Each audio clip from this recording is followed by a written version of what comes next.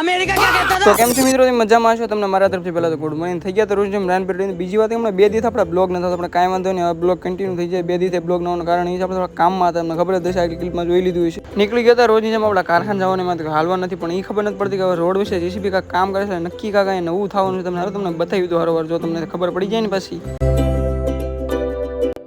કારખાને પોગ્યો ને હાલો તમને બતાવી દો આપણે કયો લોટ આવ્યો છે. દેખાડ્યો શર્ટનો લોટ આવ્યો, શર્ટના લોટમાં ફૂલ વાગા જીગીત બોલી જાય આપણી. તો શર્ટનો લોટ છપાવવાનો એની અંદર થોડો કલર થોડોક નાખી દીધા આપણા શેડા.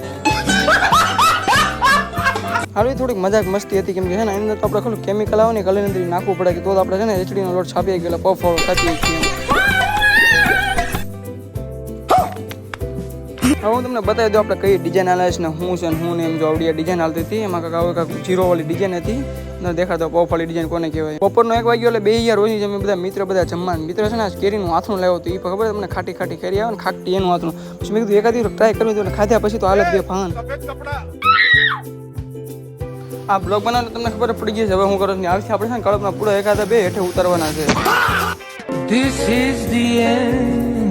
તો બસ ભાઈ આ બ્લોગ હું એન્ડ કરું છું. મળી શકાવનો બ્લોગ આ રહે તો ટાટા. ચેનલ ઉપર નવા ચેનલને જરૂર સબસ્ક્રાઈબ કરતા જજો.